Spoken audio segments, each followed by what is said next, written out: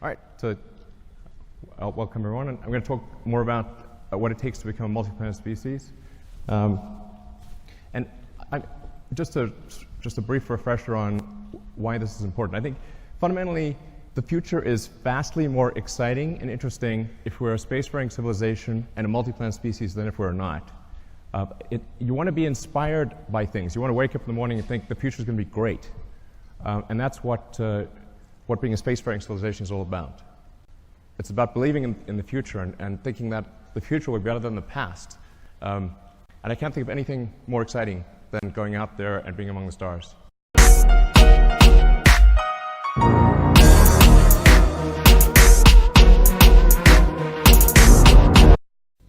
Station, do you copy? Yeah, go ahead. Welcome to the International Fake Station. The eighth wandering star. Can I get a voice check, Houston?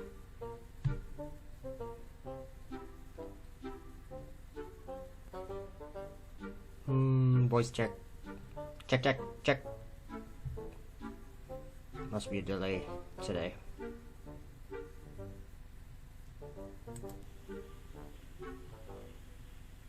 My name is Shreya. My question is it warmer in space than it is on Earth? No. It's not colder either. It's actually no temperature. Because it's not a place like the Earth. It doesn't have a temperature. But inside this metal tube we do. Yep.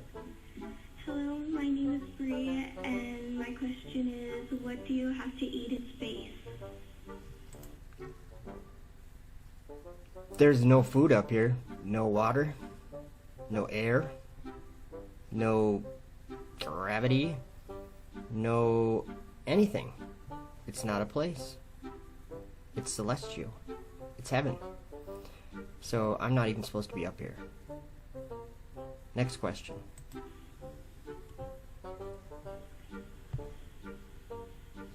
Hello, my name is Braxton, and my question is, if you played a game in space, what would it be?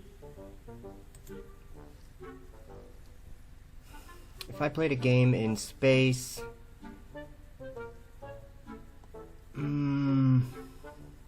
Space Invaders. That's what I'd play. Next question. And the question is, What is your source of energy?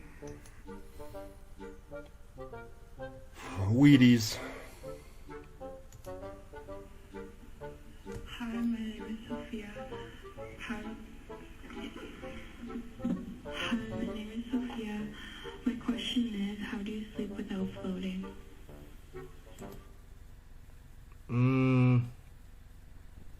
You have to tie your sleeping bag down or Velcro it to the wall. We invented Velcro up here, you know. We're the Velcro people of the world. 52 million a day. Velcro. My name is Emily, and my question is, how does it feel to know that you are floating in a piece of metal in an endless void? That's a good question. I never thought of it that way. Hello, Hi. my name is Albert. My question is, if you had a compass in space, what direction would it point? The same direction it would point if you were on Earth. Because there's a North Pole that everything revolves around. And it's magnetic. I think there's a mountain there. Hi, my name is Daniel. Where do you get all your water supplies in space?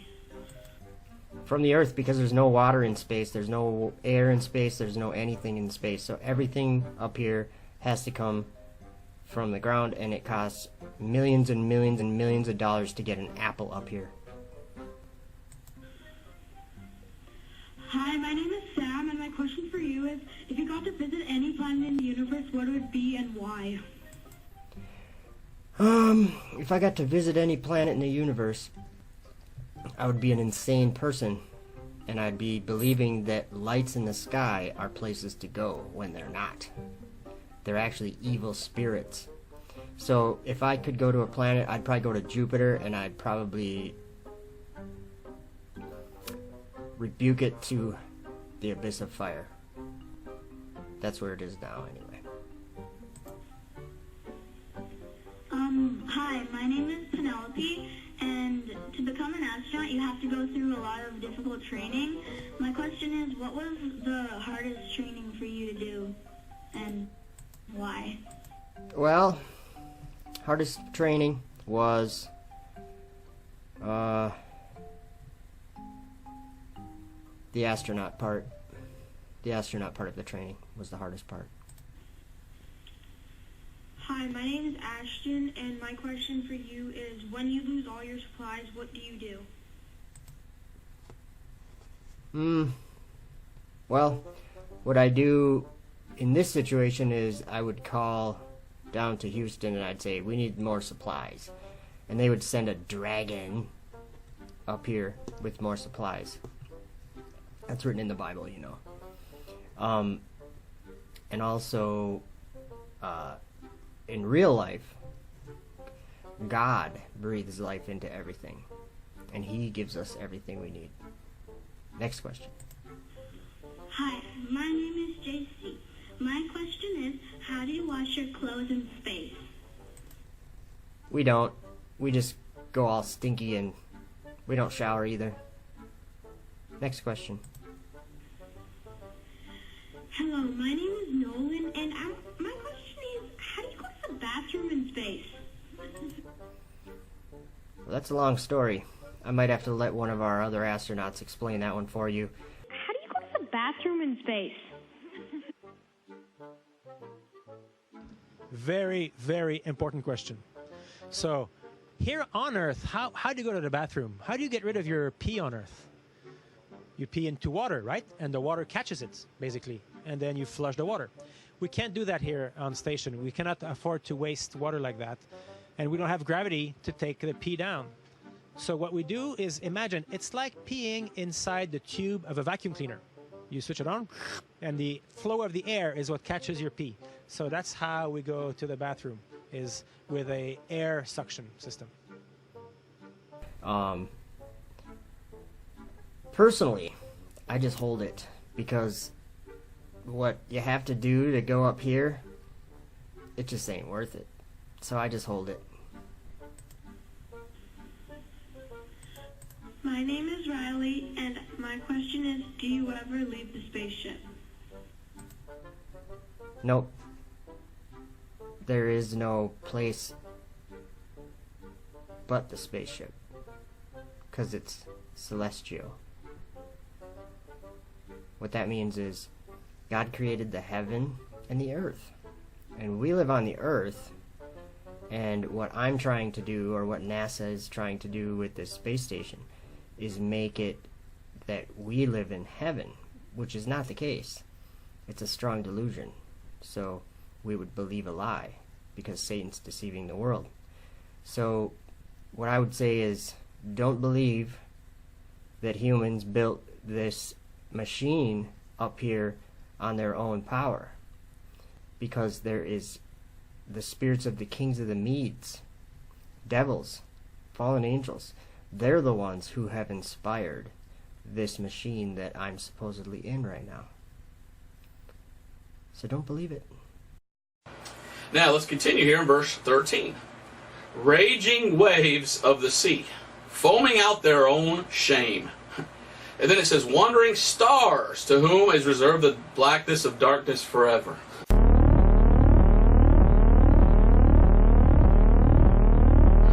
Who in the world today is called a star?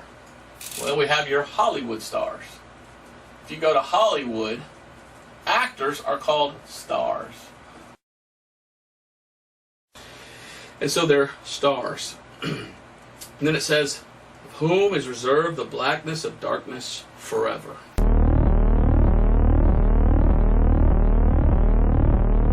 What is the blackness of darkness forever? Well, I believe he's clearly talking about hell. Because in the Bible, there's a place where there's darkness forever.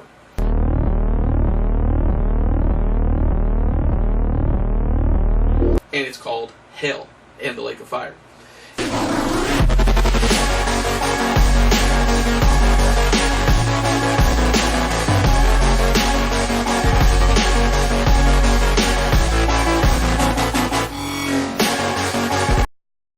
We must solve these challenges before we send people through this region of space. No, now I'm not sure we went far enough out to encounter the Van Allen radiation belt. Maybe we did. No. Naturally. I don't know the distance to the Van Allen radiation belt. Naturally. And we used to, if we did, it wasn't a problem. Naturally. Just as it passes over the Indian Ocean, we lose communication. We destroyed that technology. No. Naturally. We'll pass through the Van Allen belts. Maybe we did. An area of dangerous communication. Radiation. See things that we don't know. Naturally, radiation like this could harm the guidance systems, onboard computers, or other electronics on Orion. Splash of light. The problem is we don't have the technology to do that anymore. Naturally, we have to pass through this danger zone twice. No. Once up and once back. Space is not necessary. But Orion has protection.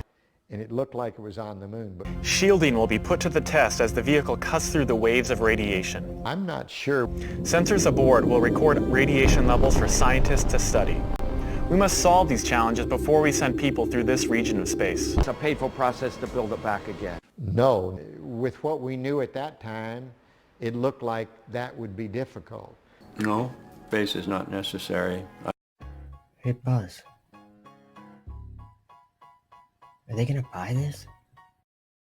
So which one of you is ready to go to Mars? Are you ready? We are absolutely ready to go to Mars. Who's ready to go to Mars up there? And I think you're ready. I know you're ready, right? But we destroyed that technology. The rocket equation. His name is Ralph, man.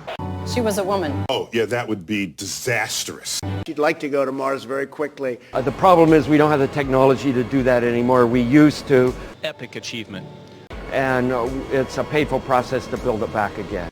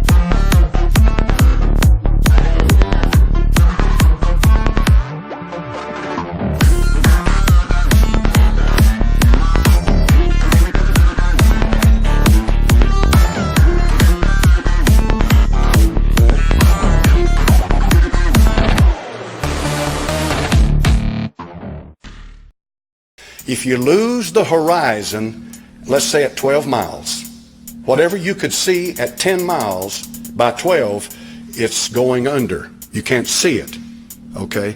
How could you see Chicago, Illinois 40 miles away? Well, today, we have another flat earther, and I'm just upset about it. Simon, who? Never heard of her.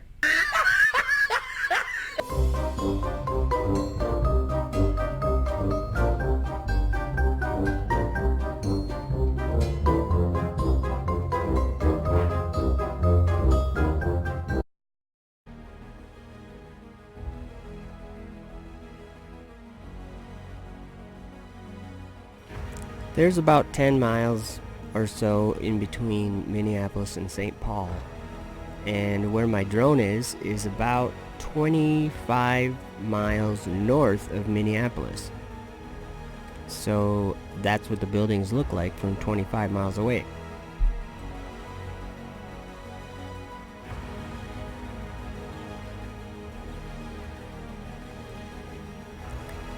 So when we zoom back out and we see our 10 miles, and if we add up just on the screen here from left to right, it's about 100 miles. But that's at that 25 mile distance that it's about 10 miles, and we can see beyond some of that. So when we see our 10 miles from here to here, when we zoom out, it's about 100 miles.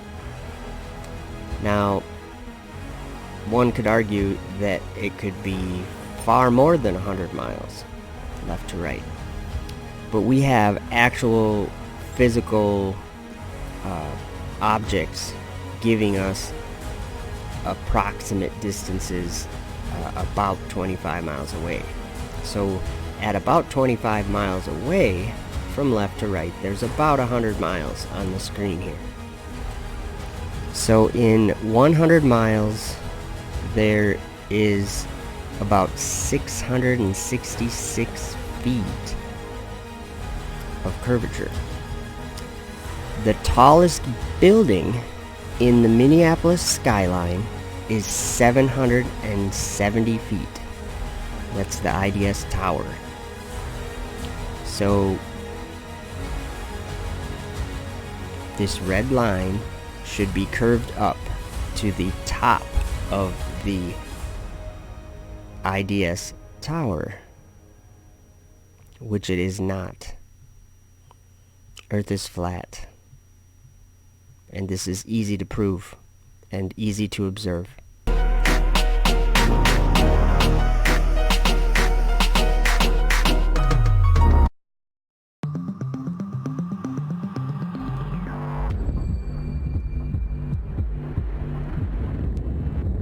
All stations on Dragon, 1 minute until configure for terminal count.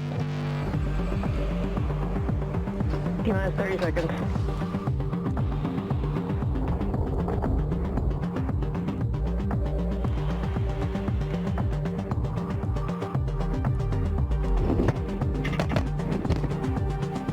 Minus 15 seconds. Falcon 9, go for propel loading. Dragon is in countdown. 5, 4, 3, 2, 1. Ignition.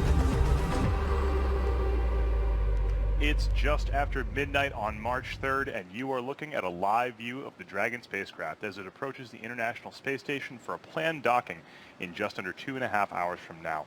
Dragon 2, Dragon. And in case you missed it, which I don't know how you could have, the mission began just about 24 hours ago when Falcon 9 lifted off from historic Launch Pad 39A in Cape Canaveral at 2:49 a.m. local time, lighting up the sky Falcon 9 carrying Crew Dragon. Dragon is Dragon. The Dragon will. Dragon all. Dragon is Dragon space. Dragon into Dragon is Dragon's Dragon wall. Dragon deliver. Dragon into space. Dragon Fly on Dragon. Crew Dragon. Dragons. NASA's Commercial Crew Program, though, represents a new era in space travel, and since the end of the shuttle program, the only ride to the station has been on the Russian Soyuz. But by working with SpaceX and Boeing, there's soon going to be a new fleet of spacecraft capable of bringing humans to low Earth orbit. And of course, all of this supports the mission of the International Space Station, humanity's premier laboratory in space, where we're pushing the boundaries in science and technology every single day. The space station, its history is really interesting. It's been up in orbit for almost 2 decades now. Let's take a close look at how the International Space Station came to be and its role in furthering human space exploration. The International Space Station, a football field-sized, million-pound laboratory flying around planet Earth at 17,500 miles per hour. It's our home in low Earth orbit and the bridge to exploring the far reaches of our solar system. A place to learn what it takes to live, to work, to thrive in space. Thanks to space agencies representing more than a dozen countries around the world, it went from the drawing board to liftoff when the first piece flew into space in 1998. That kicked off over a decade of construction, hauling the station to orbit piece by piece on NASA's space shuttle and Russian rockets. And after the first crew arrived in November 2000, we started an unbroken streak of humans living and working in space. Building on the legacy of past outposts like Skylab and Mir, the International Space Station became the training ground for humanity's next great journeys. Learning how to live in space for extreme periods of time, building and perfecting the technologies necessary to travel to our neighbors in the solar system. It gave us a place right on our doorstep to prepare for the next giant leap into the unknown. And thanks to the station, a new era in outer space is unfolding. What was once the domain of only nations and governments is now populated by a growing space fleet from American industry. Private spacecraft to fly cargo and crew members, new habitats and technologies for future space missions, and an open door for companies, research institutions, and even students around the world to do research in space that have never had the opportunity before. All laying the foundation for a robust economy in space. There have been thousands of experiments, hundreds of spacewalks, endless hours of challenges and successes, all done by humans hailing from countries around the globe. The International Space Station is what we can achieve as a planet when we come together to do the things that are hard. And the work isn't slowing down, because we're ready for the next giant leap, because we're ready to go farther, because what we do and learn along the way is for the benefit of all of humankind. Now let's talk a little more about Crew Dragon. Dragon basically fly itself, but Dragon.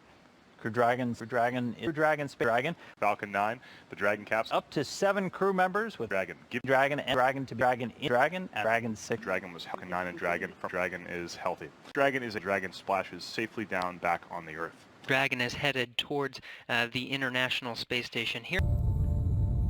And there appeared a great wonder in heaven, a woman clothed with the sun, and the moon under her feet, and upon her head a crown of 12 stars. And she, being with child, cried, travailing in birth, and pained to be delivered. And there appeared another wonder in heaven, and behold, a great red dragon, having 7 heads and 10 horns, and 7 crowns upon his heads. And his tail drew the 3rd part of the stars of heaven, and did cast them to the earth. And the dragon stood before the woman which was ready to be delivered, for to devour her child as soon as it was born. And she brought forth the man-child, who was to rule all nations with the rod of iron. And her child was caught up unto God, and to his throne. And the woman fled into the wilderness, where she hath a place prepared of God, that they should feed her there 1,260 days. And there was war in heaven. Michael and his angels fought against the dragon, and the dragon fought and his angels, and prevailed not. Neither was their place found any more in heaven. And the great dragon was cast out, that old serpent called the devil and Satan, which deceiveth the whole world. He was cast out into the earth, and his angels were cast out with him. And I heard a loud voice saying in heaven, Now is come salvation, and strength, and the kingdom of our God, and the power of his Christ. For the accuser of our brethren is cast down, which accused them before our God day and night. And they overcame him by the blood of the Lamb, and by the word of their testimony. And they loved not their lives unto the death. Therefore rejoice, ye heavens, and ye that dwell in them. Woe to the inhabitants of the earth and of the sea, for the devil is come down unto you, having great wrath, because he knoweth that he hath but a short time. And when the dragon saw that he was cast unto the earth, he persecuted the woman which brought forth the man-child. And the beast which I saw was like unto a leopard, and his feet were as the feet of a bear, and his mouth as the mouth of a lion. It's the end of the shuttle program. The only ride of the station has been on the Russian Soyuz, but by working with SpaceX and Boeing, there's soon going to be a new fleet of spacecraft capable of bringing humans to low Earth orbit. And the dragon gave him his power, and his seat, and great authority. And I saw one of his heads, as it were, wounded to death. And his deadly wound was healed, and all the world wondered after the beast. And they worshipped the dragon which gave power unto the beast. And they worshipped the beast, saying, Who is like unto the beast? Who is able to make war with him? And there was given unto him a mouth, speaking great things and blasphemies. And power was given unto him to continue 42 months. And he opened his mouth in blasphemy against God, to blaspheme his name, and his tabernacle, and them that dwell in heaven. And it was given unto him to make war with the saints, and to overcome them. And power was given him over all kindreds and tongues and nations.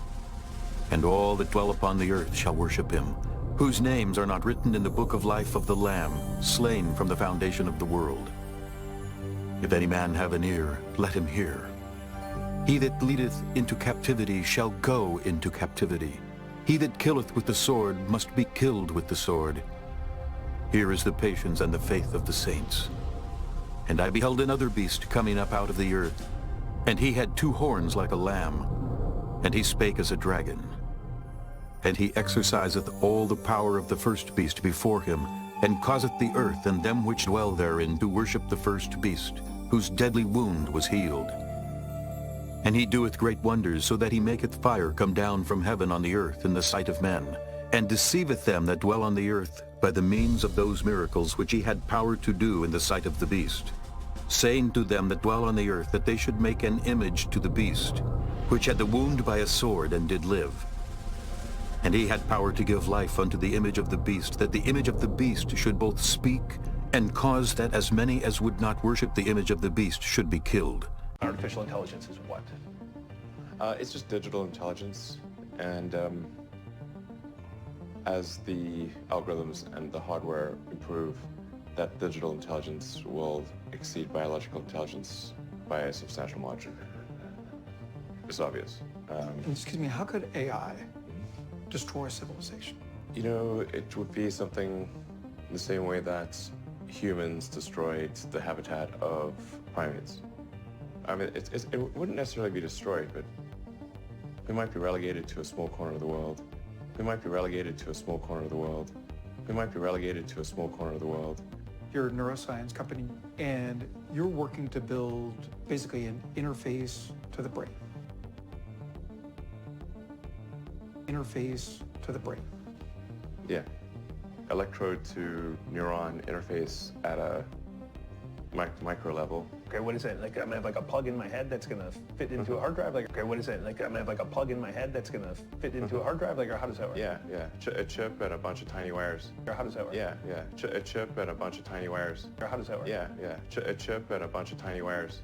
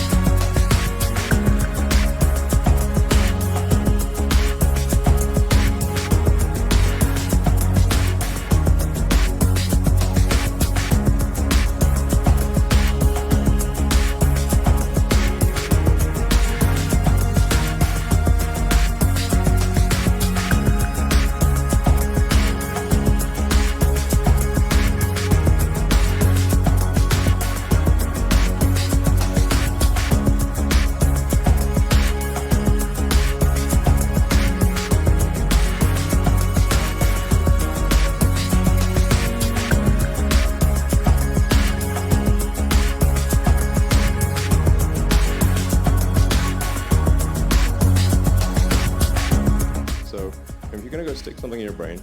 You want it to not be giant. You want it to be tiny. Yeah.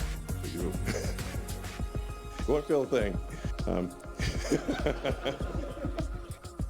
this is what the robot looks like. It's sort of quite a complex device, but it all comes down to a very tiny point.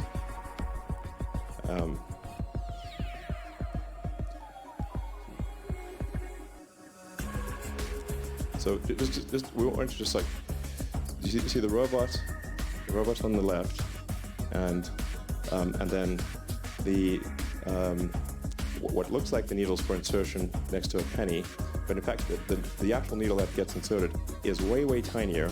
It's that little tiny thing at where the arrow is pointing.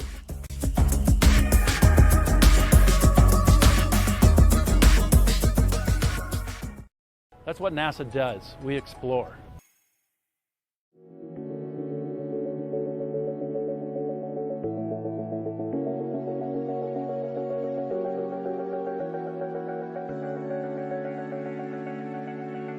And to continue the dream of Apollo.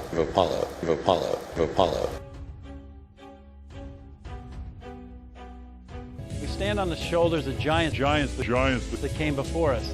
And they had a king over them, which is the angel of the bottomless pit, whose name in the Hebrew tongue is Abaddon, but in the Greek tongue hath his name Apollyon. Apollo.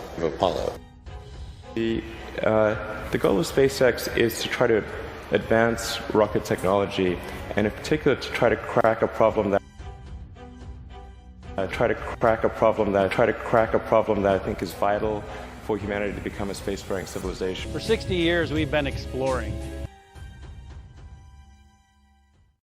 So we've always been trying to go farther, faster, higher.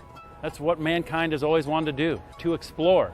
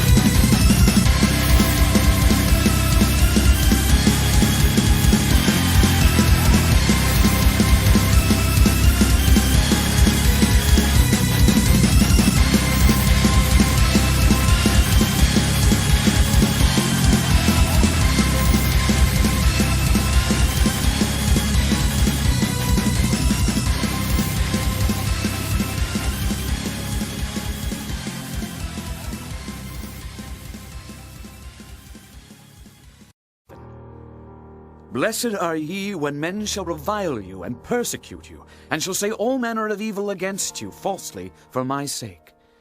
Rejoice, and be exceeding glad, for great is your reward in heaven.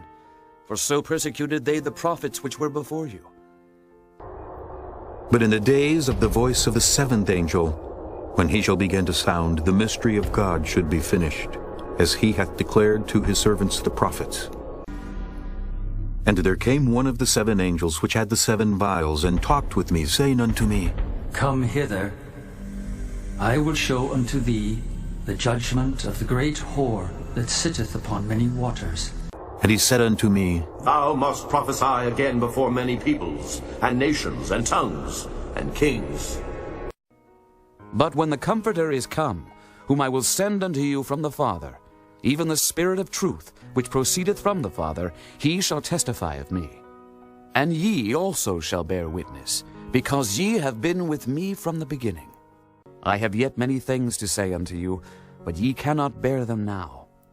Howbeit when he, the Spirit of truth, is come, he will guide you into all truth. For he shall not speak of himself, but whatsoever he shall hear, that shall he speak, and he will show you things to come. He shall glorify me, for he shall receive of mine, and shall show it unto you. All things that the Father hath are mine. Therefore said I, that he shall take of mine, and shall show it unto you.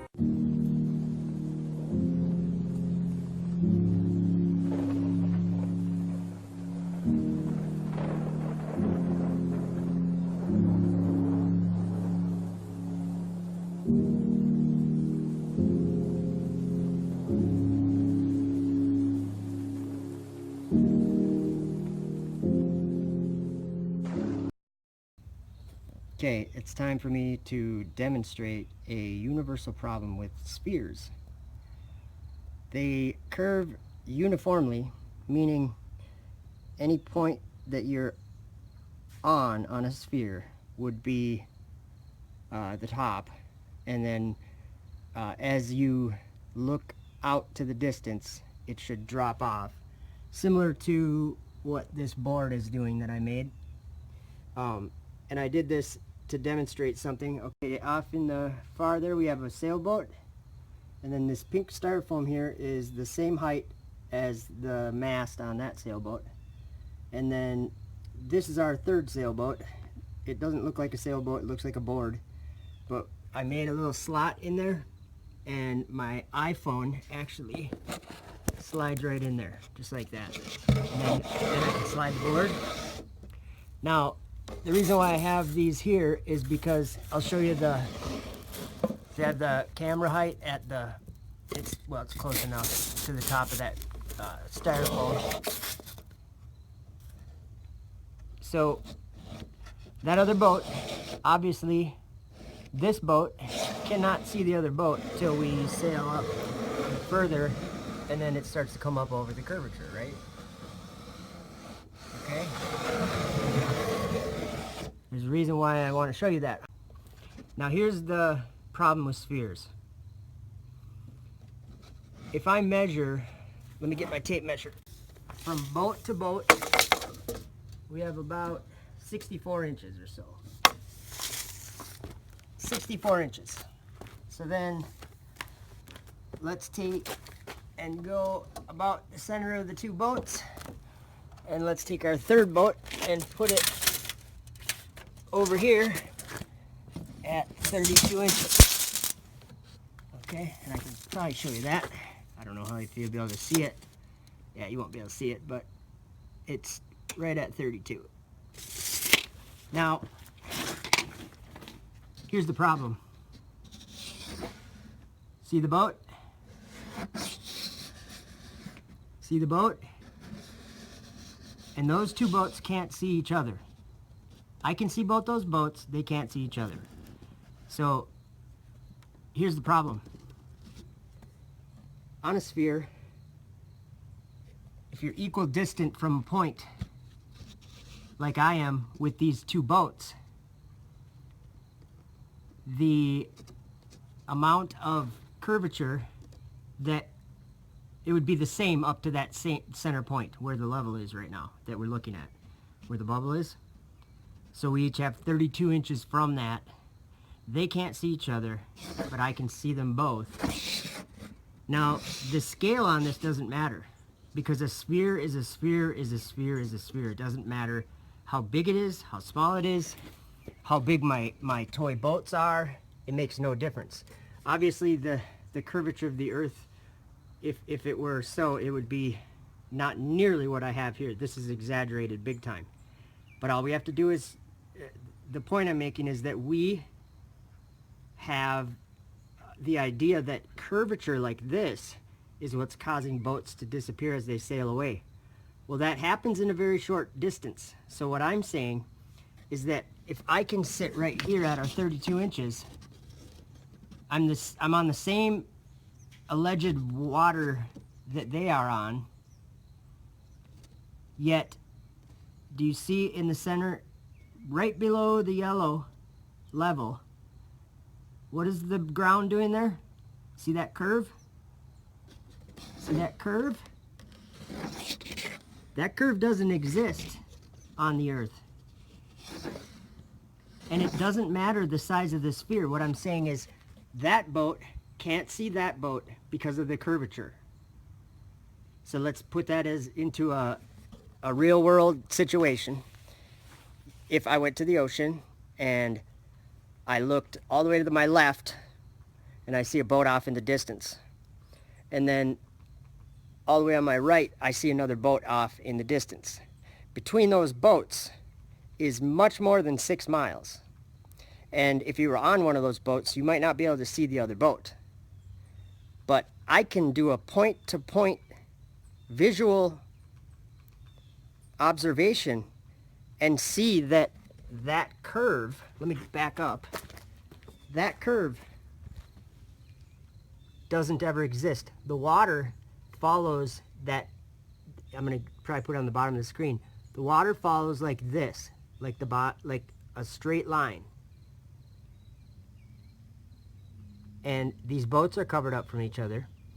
What it proves to me is that it's not a logical way of thinking to think that a boat's going to disappear and that you're going to be able to see that disappear, and that's actually curvature, because you would have to be able to see the curvature from this point of view, because from left to right I can see, who knows, 100 miles. And so those boats could be real far from each other and not see each other, but I can see them.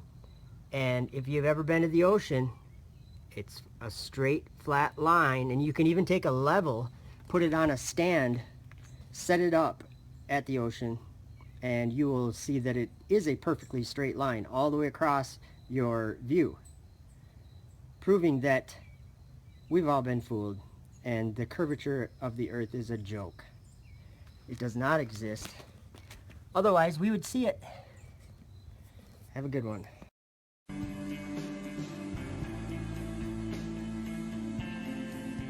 The first was like a lion, and had eagle's wings.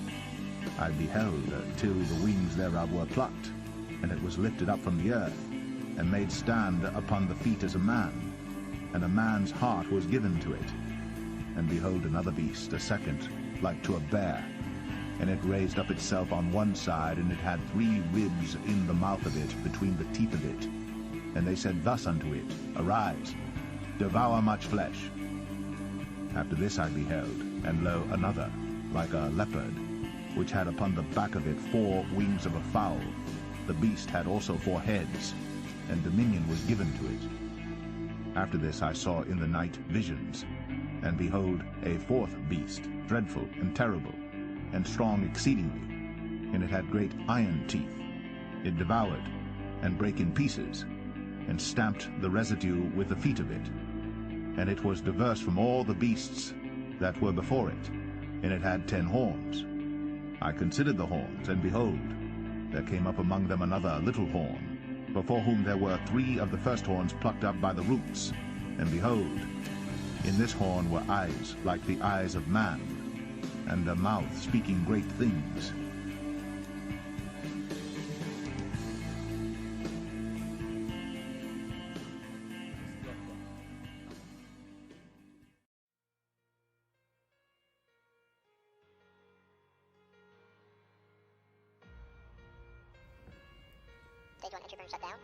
And he doeth great wonders, so that he maketh fire come down from heaven on the earth in the sight of men, and deceiveth them that dwell on the earth by the means of those miracles which he had power to do in the sight of the beast.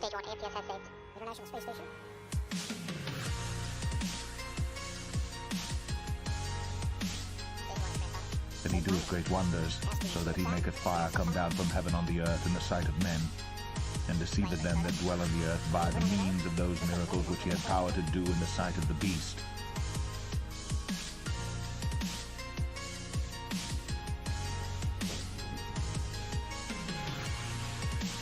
And he doeth great wonders, so that he maketh fire come down from heaven on the earth in the sight of men, and deceiveth them that dwell on the earth by the means of those miracles which he had power to do in the sight of the beast.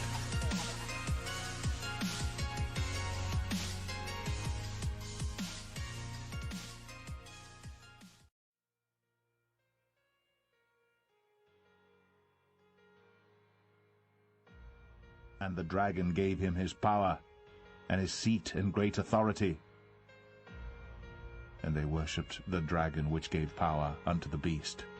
And the dragon gave him his power, and his seat and great authority. And they worshipped the dragon which gave power unto the beast. And they worshipped the dragon which gave power unto the beast. And the dragon gave him his power, and his seat and great authority. And the dragon gave him his power, and they worshipped the dragon which gave power unto the beast. And the dragon gave him his power, and his seat and great authority.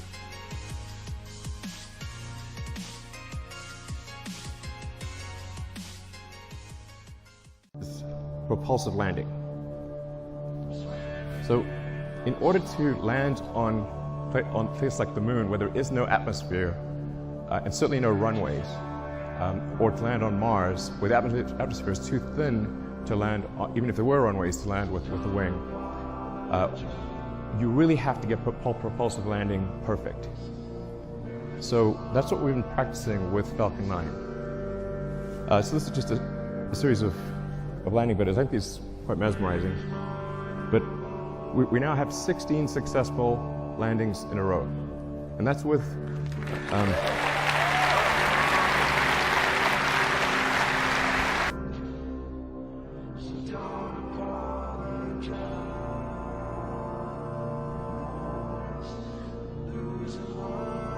I believe that it's important for the future to be a spacefaring civilization, and out there, ultimately be out there among the stars. And I think that's the exciting, inspiring future that I think certainly people in this room want, and anyone.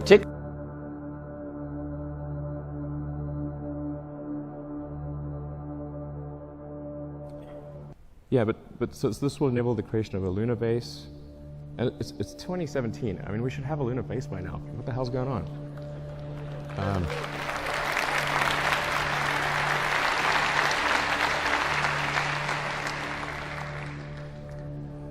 And then, of course, Mars,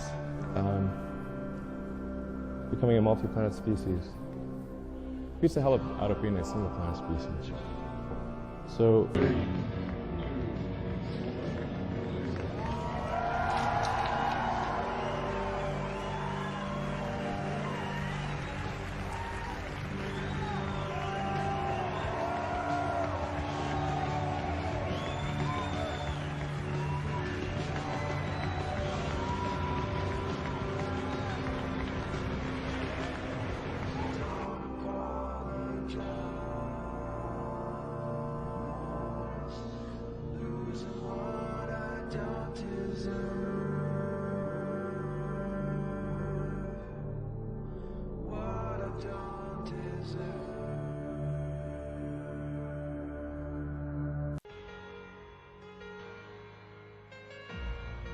I considered the horns, and behold, there came up among them another little horn.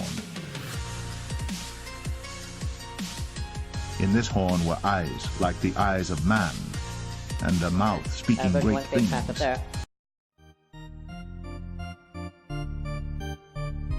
I considered the horns, and behold, there came up among them another little horn. In this horn were eyes like the eyes of man, and a mouth speaking version 1 great things. spacecraft up there, and we're now about to fly sort of version 2 and version 3. And with each one, we're able to make the reusability of the heat shield better. So it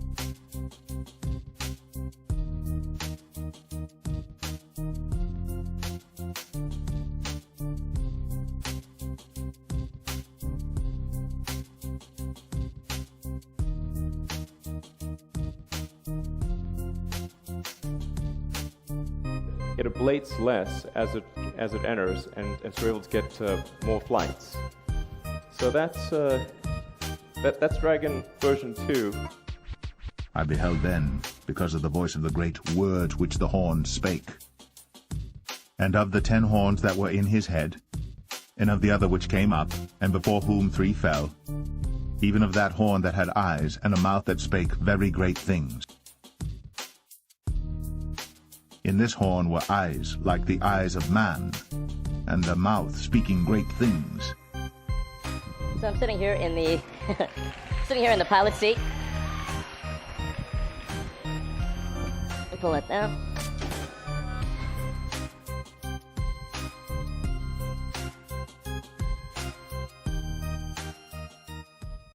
This is the only place that humans have outside of planet Earth where humans can live. And if you like, down there on Earth, you can actually see it with your naked eye. You just go to the ISS website and it tells you when to see us. You can look up in the sky and you will see this bright little star moving over the sky.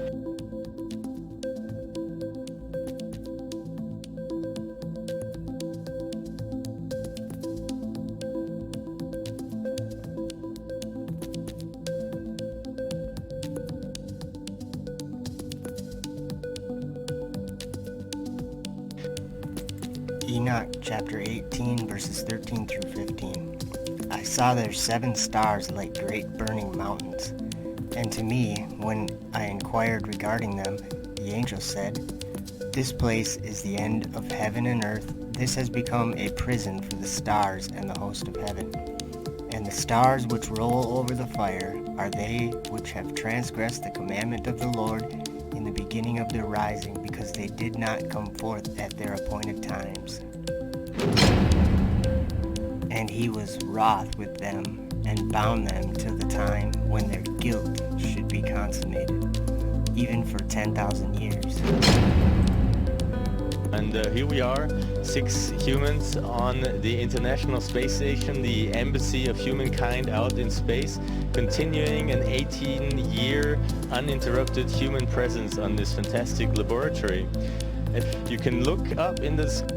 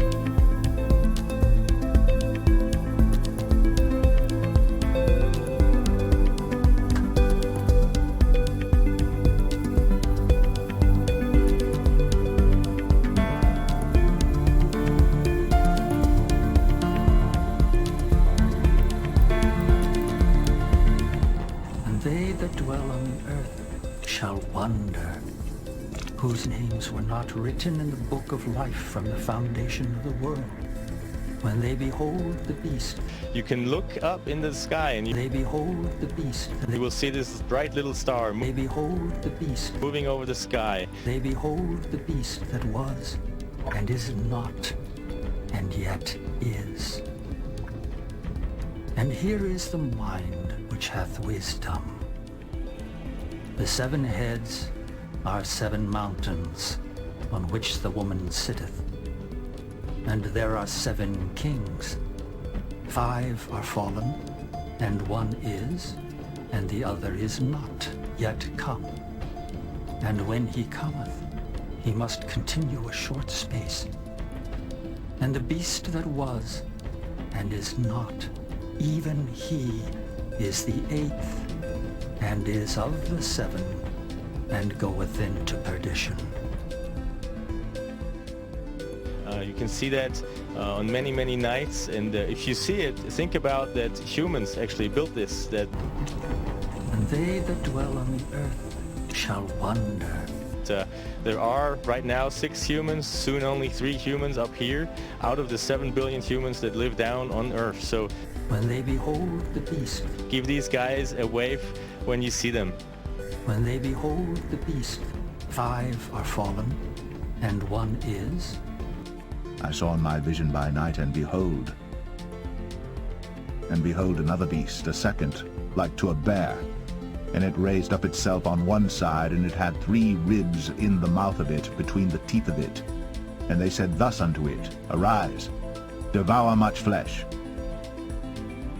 To this I beheld, and lo, another, like a leopard, which had upon the back of it 4 wings of a fowl. The beast had also 4 heads, and dominion was given to it.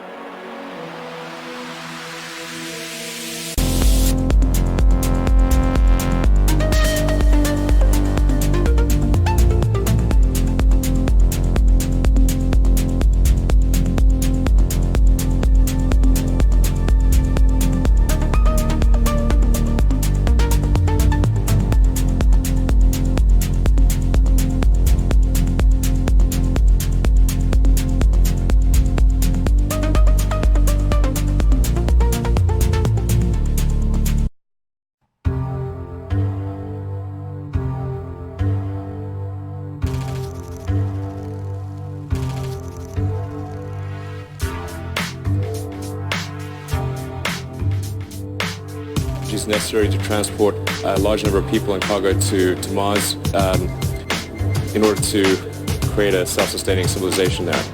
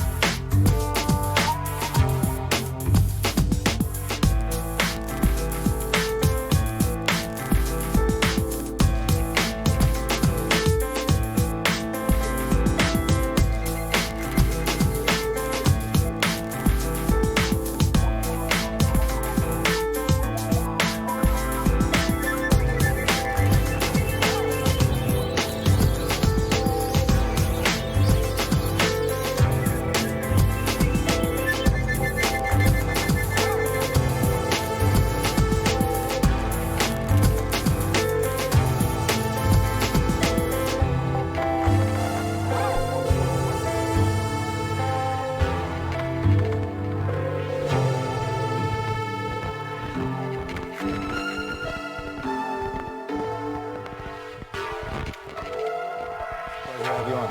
Thanks for having me.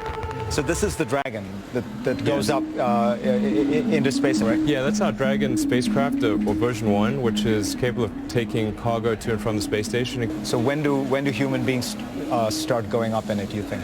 So we expect to complete version 2 of Dragon, which will have astronaut transport capability. And most of what you do now is send satellites up into space, right? That's Yeah. how you pay the bills. Exactly. But you want to do something much more ambitious with SpaceX. Yeah, I mean, the long-term aspiration is to develop the technologies necessary to transport a large number of people and cargo to Mars in order to create a self-sustaining civilization there. In order to create a self-sustaining civilization there. And that's really why I started the company, was because it seemed as though... To create the possibility for life on other planets. To create the possibility for life on other planets. To create the possibility for life on other planets. Yeah, exactly. Let no man deceive you by any means, for that day shall not come except there come a falling away first, and that man of sin be revealed, the son of perdition, who opposeth and exalteth himself above all that is called God, or that is worshipped, so that he as God sitteth in the temple of God, showing himself that he is God.